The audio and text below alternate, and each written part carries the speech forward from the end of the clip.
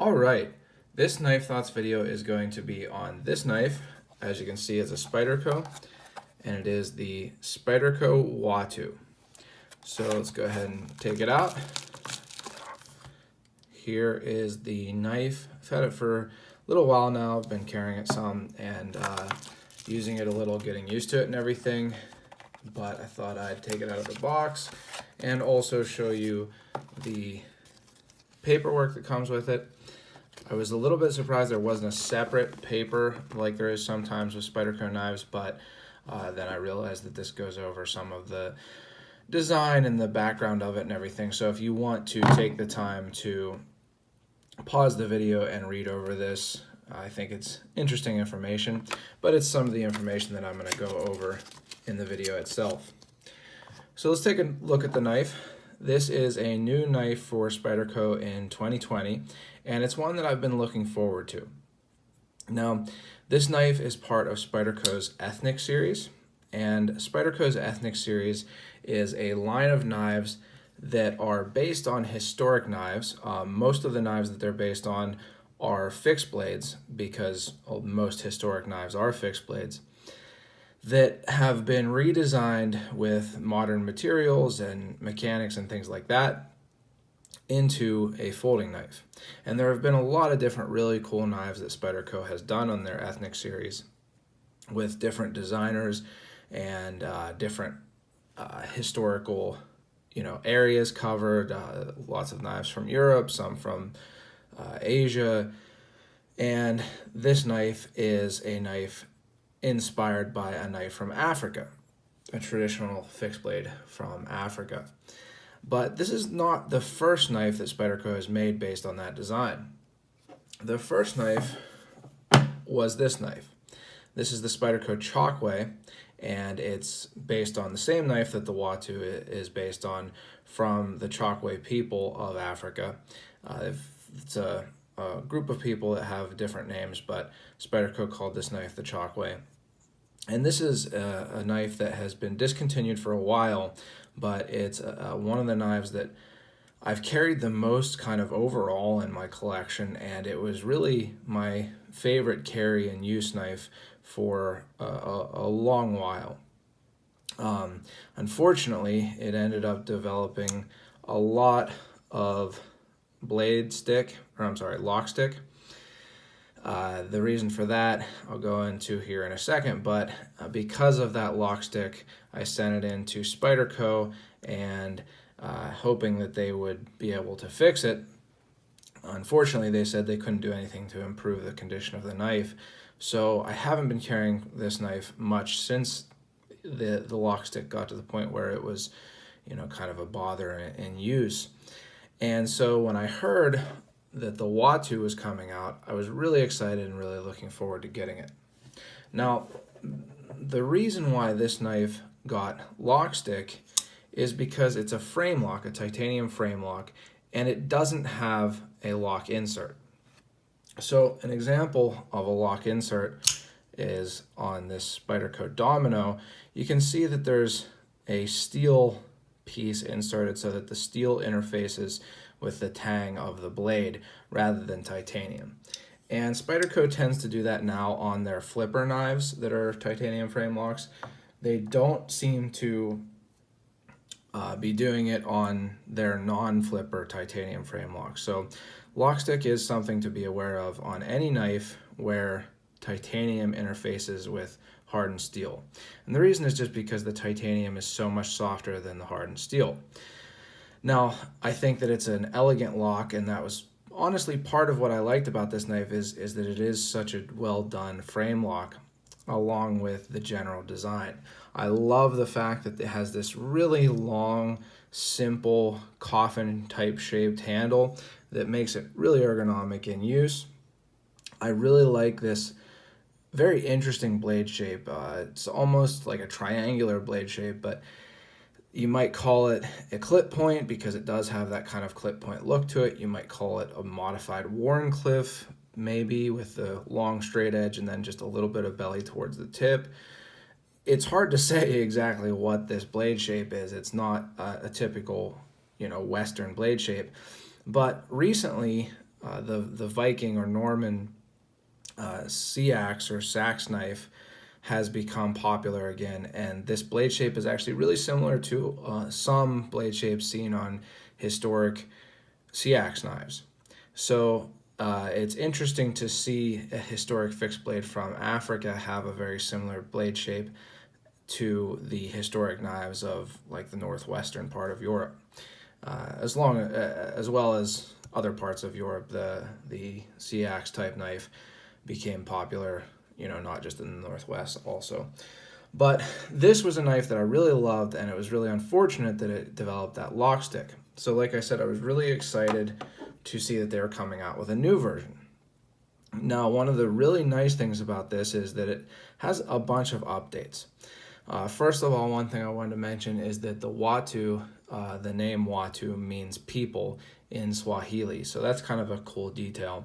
And one thing that Spyderco did with both of these knives and with some of the other knives that Spyderco makes, part of the proceeds from these knives, the sales, goes to charity. So that's a nice thing. And there are a lot of updates that make this knife different from the original Chokwe. Now, the first thing you probably notice is that it has scales on both sides. And these are carbon fiber overlaid G10.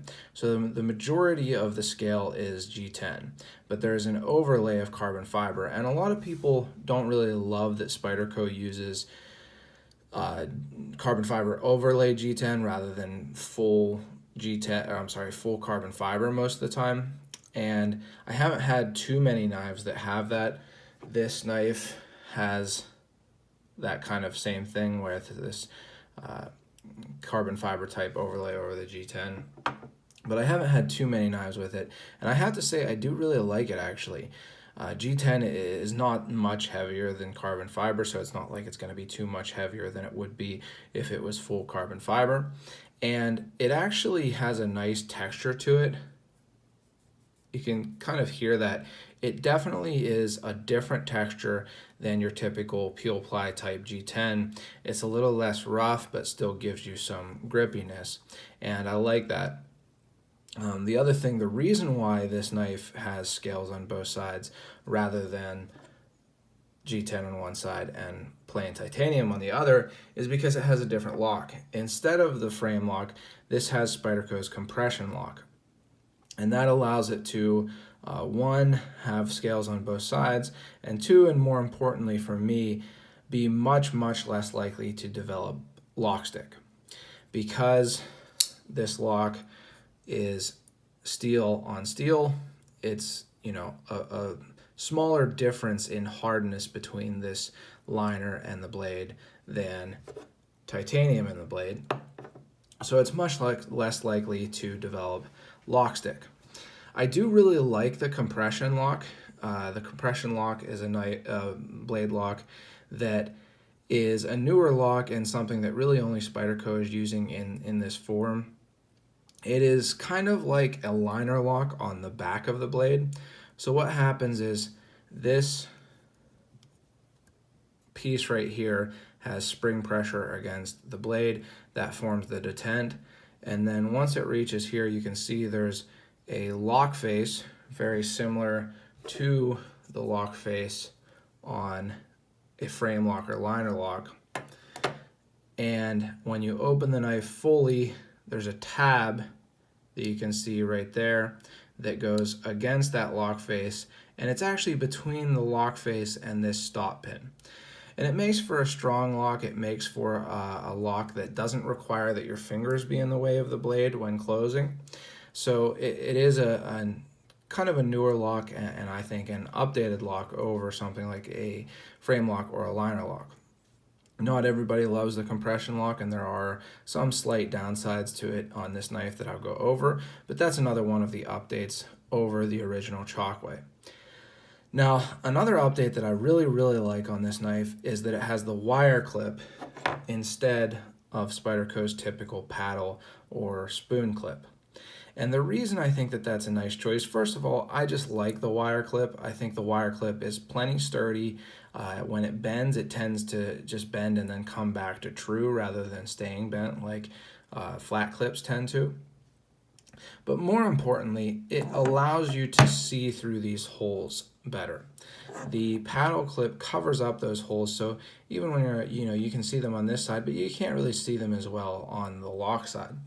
And these two holes in the handle are one of the big hallmarks of the design that this knife is based off of.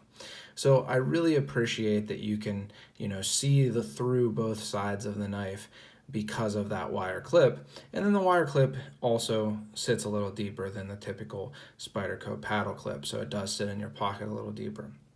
This knife in particular has pretty good tension. I was actually surprised by how much spring tension this clip has. It does hold the knife in your pocket pretty firmly. So sometimes people worry that the wire clip won't have as good tension, and that's not the case on this example of this knife. So the last upgrade over the original is the steel. The original Chokwe, and this was smoother before I did this video. I just put lockstick, or not lockstick. I didn't put lockstick on it. It got lockstick itself. I put blue Loctite, the thread locker type that's recommended by Spyderco. Not the kind that's not recommended. I never use that, but because of that, it needs a little bit of oil. But anyway, the original was CPM S30V, and they decided to go with CPM 20CV, which is an upgraded steel. CPM 20CV is kind of in the same realm as M390 and things like that. So it is a definite upgrade over CPM S30V. I actually haven't used CPM 20CV very much, so I'm looking forward to seeing how this stands up to cardboard cutting and things like that. So far, I've only really cut food and like mail and stuff like that with this knife. So I'm looking forward to seeing how the steel holds up, but by all accounts, Spyderco does a really good job of their heat treat on CPM 20CV. So that's the last upgrade to this knife. And then the next thing you'll probably recognize is that it's a good bit smaller. Now that was one thing I was concerned about. Like I said, I really like the fact that the Chokwe has this nice long handle that is, really comfortable in the grip, and the blade on the Chokwe is right about 3.75 inches, which is very similar to the Spyderco Endura. I'll show you an example, a comparison of that. So this is the Spyderco Endura in teal FRN. Let's see how well we can see that. And you can see that they're very similar in blade length and even handle length.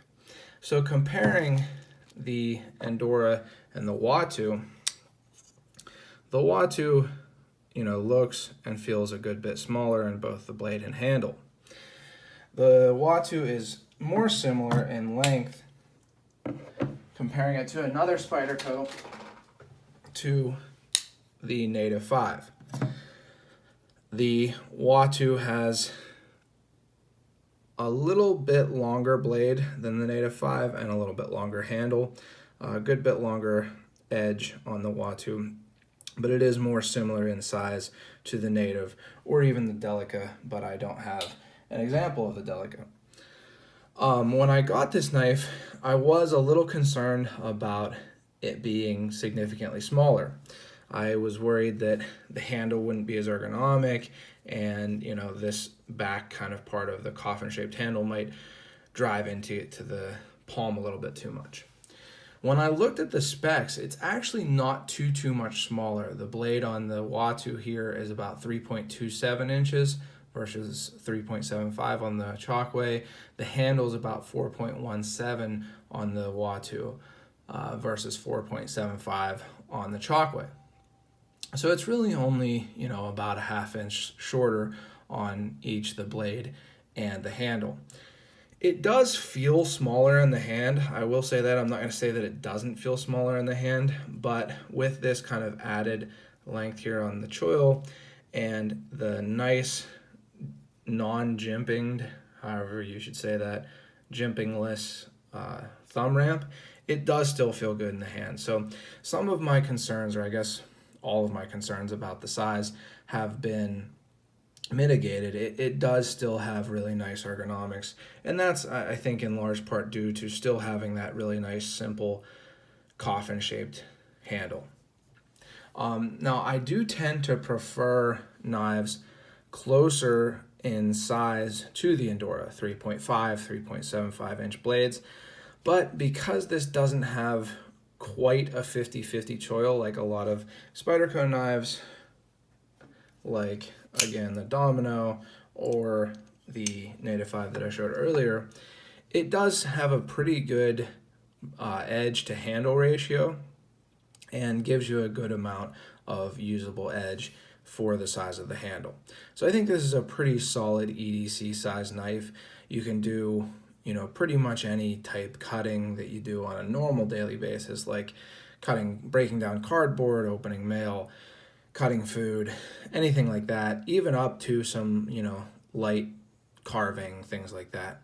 So I think that it is a good size for EDC. I've carried the Native 5 and the Ouroboros, which I'll talk in a second, quite a bit, and I think that this will fit in with that type category. So if you like knives around that size, this will be a good option. Now, one other difference in the specs between the Watu and the Chokwe is that the Watu has a thinner blade. The Chokwe has a 0.125 inch thick blade stock, and the Watu has a 0.098 inch thick blade stock. And they're both really nice full flat grinds.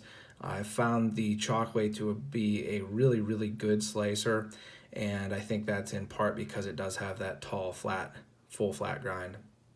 And I expect the Watu to also be a really good slicer. It seems to be ground nice and thinly and nice and evenly. You can see it does come to a pretty thin tip.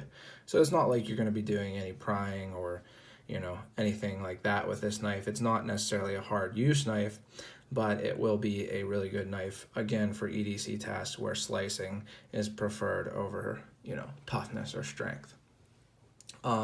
One thing I wanted to talk about on this knife is that it has really nice finishing details. I talked about how I do actually enjoy this carbon fiber. This carbon fiber came really nice. It didn't have any voids that I could see. It came nicely finished. I don't know how well you can see it, but there are some chamfered edges on these holes. The edges of the covers themselves, you know, have a little chamfer on the edges that make it less sharp in the hand. And even the liners here, you can see this scale has a cutout for the lock, and then the locking liner itself, and again, I hope this will focus well enough that you can see it, but the part of the lock that your finger interfaces with is actually chamfered as well, which makes, again, for, you know, a more comfortable grip or hold on the liner when you're unlocking it. So I like those finishing details. It maintains the standoff construction that the original Chokwe had. So you can see they both have these standoffs, but because of the difference in locking types and clip types, a little slightly different in that the Watu actually has an extra standoff. The Chokwe just has this one here, and then one kind of in the center near where the clip sits. The Watu has one in a similar area, and another one here, and one where the clip is. I'm not exactly sure why they needed to add that extra, but it's not really a negative to me. It doesn't affect it too much. As for the kind of quality construction of the knife, it came pretty much perfectly centered to me. It came really smooth and with really nice lockup. Absolutely no blade play in any direction. Even when unlocked, there's no side-to-side blade play. And it came pretty smooth closing too. Now, this knife is not drop closed necessarily on something with a thicker, heavier blade like a Spyderco Shaman with a compression lock, or even something that is a little bit more broken in like this trusty Spyderco Ouroboros that my wife gave me a while ago. You can see that it drops closed. It you know, kind of is a little smoother in closing, and the paramilitary 2 is known for being like that. This knife, at least so far, is not quite that smooth in closing, and again, part of that I think is because the blade is pretty light, and part of it might be that it just needs to break in a little bit more. And knives do break in over time, and I think this will break in nicely with the phosphor bronze washers.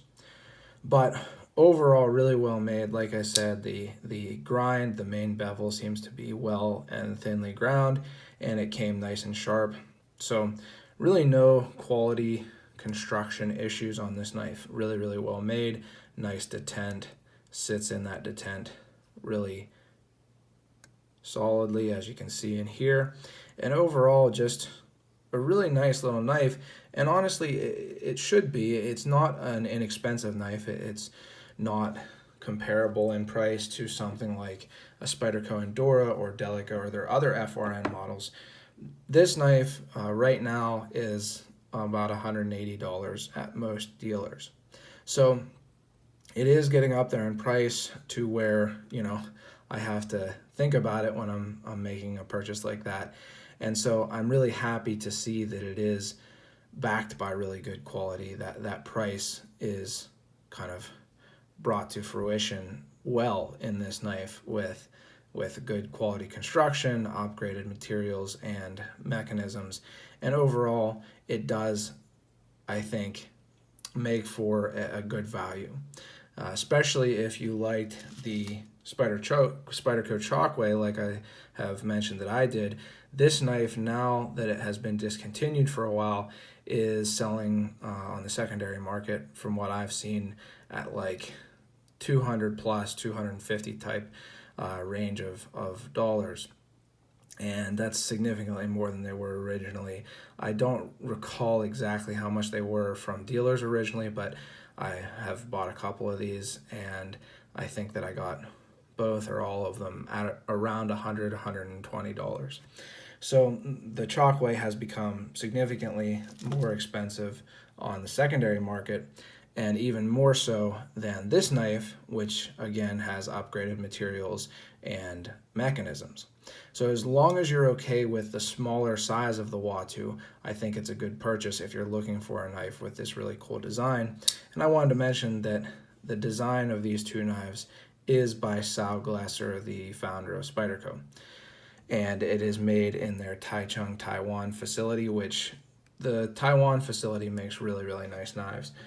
The Chokwe was made there also, as is the Domino and a lot of their other higher end knives like this. So this is a knife that, like I said, I was excited to get, I'm excited to have, and I'm going to, you know, put it in my pocket, put it to use, see how well this CPM 20 CV holds up, which I expect it to hold up really well, and just enjoy, you know, this nice upgraded, if minified, version of the Spyderco Chokwe. So I hope you enjoyed this video. If you did, please like the video, leave any comments you have, and subscribe to my channel. Hit the bell for notifications when I post new videos.